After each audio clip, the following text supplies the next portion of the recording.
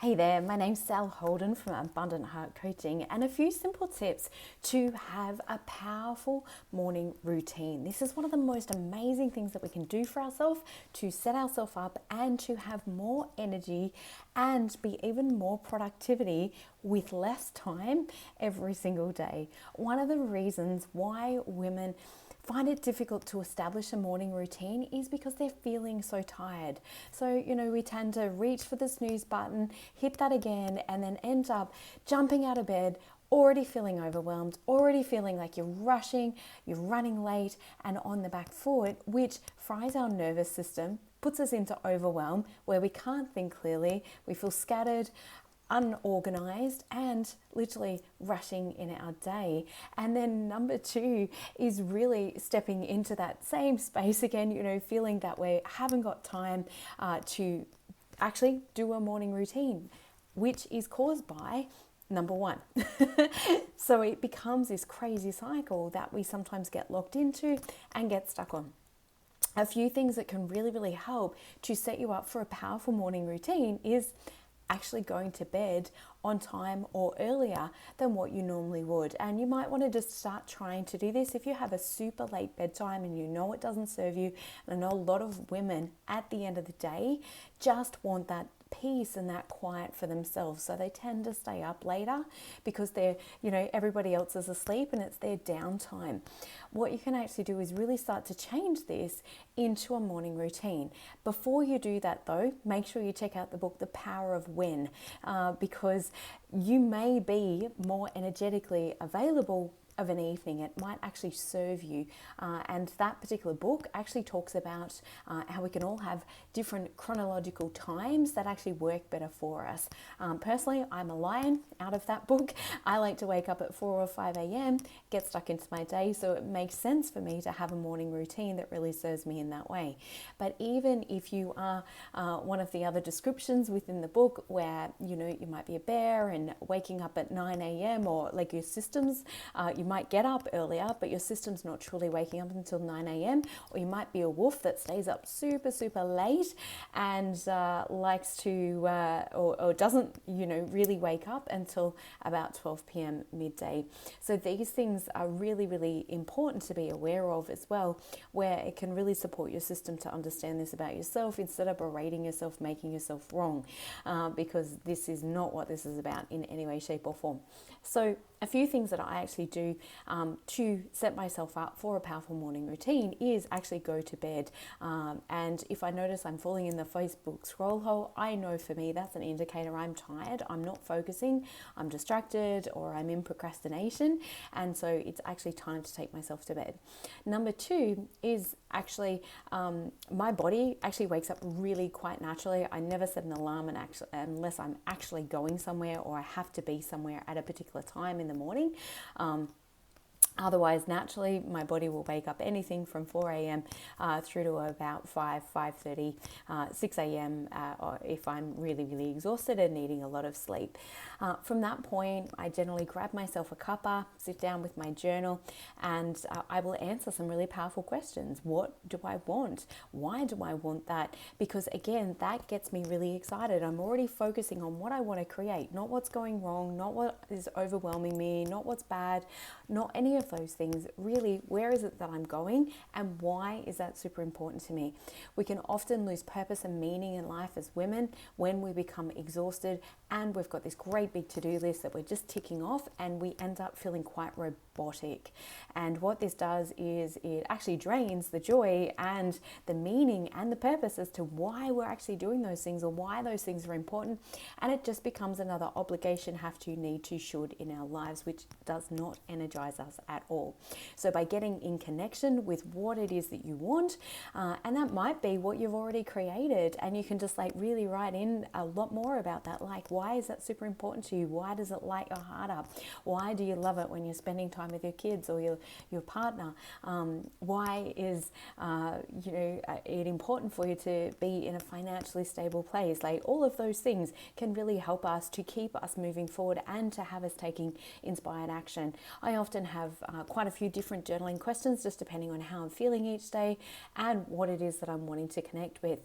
Next, I will actually meditate with just like what's called white noise. So it's actually like the sound of a fan or the sound of, just a white noise sound in the background. And you can actually just search that on Google or YouTube. And find a sound that is not distracting, but something that you can keep tuning your focus back to. And I find that this is really, really helpful, even more so than a guided meditation or anything like that, because my mind likes to wander so much. And I think with social media, we're definitely programmed or becoming more programmed to be very distracted and to lose our focus easily. So the more that we are actually retraining the brain to come back to that single point of focus, again, that can be a candle, it can be a flower in front of you, it might be a mantra, it might be a breath. There is no wrong way of doing meditation. It really does help to calm my mind though. Next, I actually do breath work, which is using the Wim Hof breathing technique. Again, it's just like a 10-minute, I think it's like 11 minutes on YouTube. You can search that up. And again, that oxygenates, it floods my body with oxygen. I'm expelling, getting rid of any stale air in my lungs, remembering that when we're stressed, when we're rushing, we're only breathing in really the top third of the lungs. And the oxygen exchange actually takes place in the bottom 2/3 of the lungs. So just by oxygenating our body properly will increase your energy. I often fill up my water bottles at this point as well. Make sure I'm having adequate water during the day. I generally aim for about 3 litres, which most days I get through, some days I don't.